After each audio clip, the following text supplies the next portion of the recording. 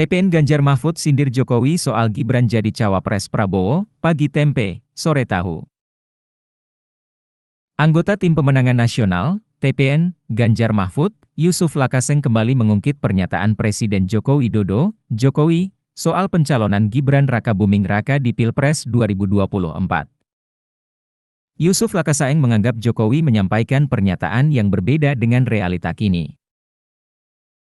Sebagai informasi, Jokowi sempat menampik saat ditanya isu Gibran akan maju sebagai calon wakil presiden, cawapres.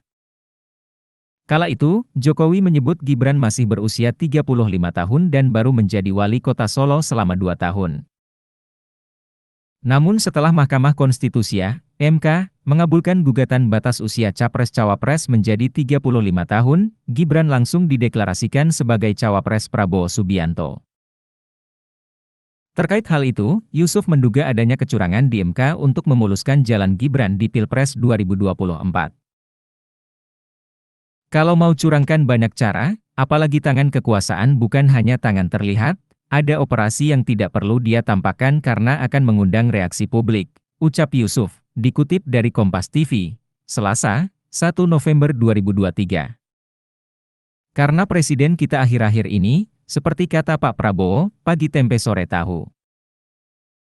Sebagai pendukung Jokowi 2 periode, Yusuf mengaku kecewa dengan sikap yang ditunjukkan sang presiden. Yusuf bahkan secara terang-terangan menyebut Jokowi telah gagal sebagai seorang negarawan.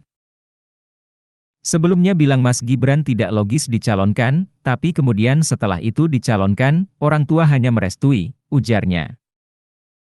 Saya sebagai pemilih Jokowi 2 periode, tentu kita menempatkan Jokowi sebagai negarawan. Tapi setelah peristiwa MK itu saya tidak bisa membohongi diri, menurut saya Jokowi gagal sebagai negarawan, imbuh Yusuf. Lebih lanjut, Yusuf menyebut Jokowi kini hanya ingin melengsarkan kekuasaan kepada anak-anaknya meski dengan menerabas hukum yang berlaku. Dengan peristiwa ini, dia tidak lebih hanya sebagai politisi biasa, kalau sudah lengser ingin anaknya melanjutkan terah atau dinasti politik, ucapnya. Enggak masalah, tapi jangan hukum diterabas. Download Tribun X sekarang, menghadirkan lokal menjadi Indonesia.